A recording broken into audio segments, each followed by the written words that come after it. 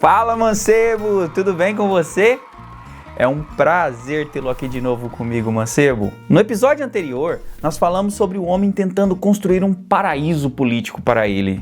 Você já conferiu esse vídeo? Hoje nós vamos falar de outro tipo de paraíso, o financeiro. E a pergunta não é se o dinheiro é bom.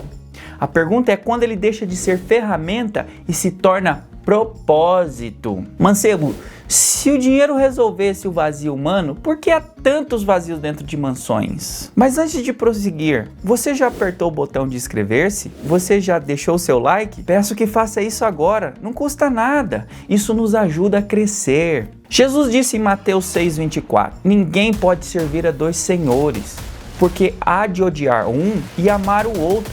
Não podeis servir a Deus e a Mamon. Deixa eu te explicar aqui, mancebo. Mamon era o termo usado em aramaico, a língua falada da época, para riqueza. E olha que interessante isso, mancebo.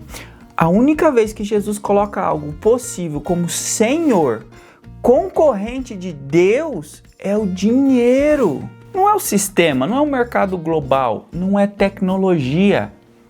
É mamon, porque o dinheiro promete algo que só Deus pode lhe dar: segurança, controle, futuro, identidade. Veja o que Paulo escreve na primeira carta a Timóteo, no capítulo 6, versículo 10. Porque o amor ao dinheiro é a raiz de todos os males. Você entendeu, mancebo, o que Paulo quis dizer? O problema não é o dinheiro, é o amor desordenado. Mancebo, deixa eu te contar uma rápida história. John Rockefeller, que viveu de 1839 a 1937, fundador da Standard Oil, tornou-se o primeiro bilionário moderno. Ele, no fim da sua vida, estava gravemente enfermo. Sua dieta era extremamente restrita, basicamente leite e bolacha. Os cariocas que me perdoem agora.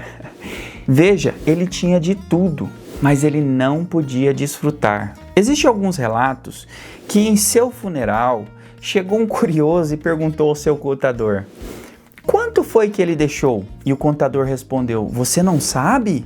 E o curioso falou: não, me conte, quanto? E o contador respondeu: ele deixou tudo. Porque como diz em Eclesiastes 5,15, como saiu do ventre da sua mãe, nu voltará. Salomão, um dos homens mais ricos da história antiga, escreveu em Eclesiastes 1, versículo 2, vaidade das vaidades, tudo é vaidade. João Calvino, ele escreveu nas Institutas das Religiões Cristãs em 1536, o coração humano é uma fábrica de ídolos. O dinheiro não é o problema, mas pode ocupar o trono que só pertence a Deus. Agostinho de Hipona escreveu em Confissões no ano 397 a 400 depois de Cristo. Ele escreveu a seguinte frase: fizeste-nos para ti, inquieto está o nosso coração enquanto não repousa em ti. Veja, mancebo, em outras palavras, nenhum saldo bancário resolve a inquietação eterna. Tim Keller, que escreveu no ano de 2009 o livro Deuses Falsos, ele relata a seguinte frase: os ídolos não são coisas ruins, são coisas boas transformadas em coisas últimas. E o que ele quer dizer é: o dinheiro é coisa boa, mas não pode ser feito para coisa última. John Piper, por sua vez, escreveu Designer God em 1986. Piper ensina que aquilo que mais desejamos revela que é aquilo que mais adoramos. R.C. Sproul, no ano de 1985, escreveu o livro The Holiness of God.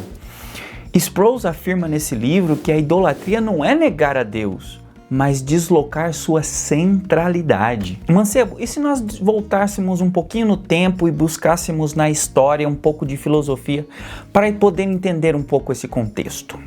Veja, Diógenes de Sinope, que viveu no ano 412 a 323 a.C., um filósofo grego da escola de Cínica, ele viveu principalmente em Atenas e Corinto. Quando Alexandre o Grande, que viveu de 356 a 323 a.C., que foi rei da Macedônia e o visitou em Coríntio e perguntou: posso fazer algo por você? E Diógenes respondeu: sim, saia da frente do meu sol. Veja, mancebo, Diógenes, ele defendia que a liberdade não é possuir muito, é simplesmente não depender do que possuímos. Por sua vez, Immanuel Kant, que viveu de 1724 a 1804, Kant escreveu em A Fundamentação da Metafísica dos Costumes, no ano de 1785, no livro, Kant afirmou que o ser humano deve ser tratado como o fim em si mesmo e nunca como o meio. Nesse contexto, mancebo, quando o dinheiro vira propósito, pessoas viram meio. Vamos voltar um pouquinho mais no tempo.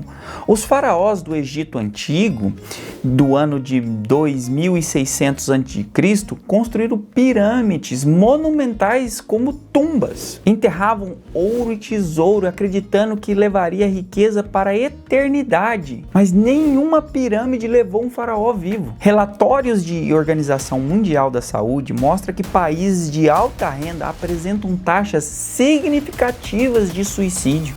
O World Happiness Report demonstra que, após determinado nível de renda, o impacto do dinheiro sobre a felicidade ele se estabiliza. O Richard Sterling, em 1974, demonstra que o aumento de renda não corresponde proporcionalmente ao aumento da felicidade do individual. Você entendeu, mancebo? O conforto não substitui sentido.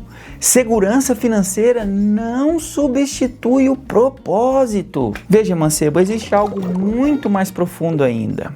O dinheiro nunca pode ser um fim em si mesmo. O dinheiro nada mais é do que um pedaço de papel ou um número digital. Ele é um valor simbólico. Ele é um acordo social, mancebo. Foi a sociedade que decidiu que o papel terá valor. Mas ele não tem valor em si mesmo. Ele representa o valor. O maior valor que temos é o tempo. Nós usamos o dinheiro para comprar o tempo. Tempo de conforto, tempo de descanso, tempo de acesso. Mas aqui entra o paradoxo. Ao trocarmos papel por tempo, gastamos mais tempo para adquirir mais papel. Trabalhamos para ganhar dinheiro. Ganhamos dinheiro para viver melhor. E vivemos melhor para continuar trabalhando. E sem perceber, o meio vira o fim. Entendeu? Veja, mancebo, o dinheiro nunca foi criado para ser propósito. Ele é simplesmente uma ferramenta. Mas quando a ferramenta vira o centro, o homem vira escravo daquilo que ele mesmo criou. E o maior erro, mancebo, não é ter dinheiro, mas gastar a vida inteira acumulando algo que não atravessa a eternidade. Jesus conta em Lucas 12, 16 ao 21, a parábola do rico insensato. No verso 20, Jesus diz: louco, esta noite te pedirão a tua alma, celeiros cheios e almas vazias. O problema, mancebo, nunca foi prosperar. O problema é adorar. Dinheiro é excelente servo, mas ele é um péssimo senhor. O dinheiro só vai elevar aquilo que você já é. Ele pode até organizar a sua vida, mas não pode salvar a sua alma, porque o dinheiro responde como, mas nunca responderá o porquê. E talvez, mancebo, o verdadeiro tesouro não esteja no cofre, mas no coração. E é isso aí, mancebo. Se você quer crescer com sabedoria e aprender a colocar cada coisa no seu lugar, peço que nos ajude a crescer. Compartilhe esse vídeo, inscreva no canal, deixe seu like, comente aqui abaixo o que você achou. Estarei lendo, hein? Porque aqui no Mancebo, a gente não corre atrás de riqueza sem propósito. A gente busca eternidade. Veja, mancebo, o dinheiro pode até comprar o conforto, mas só propósito busca eternidade. E tudo que não atravessa a eternidade não pode ser o centro da sua vida. E obrigado por chegar até aqui, mancebo. Te vejo no próximo vídeo. Até a próxima. Tchau!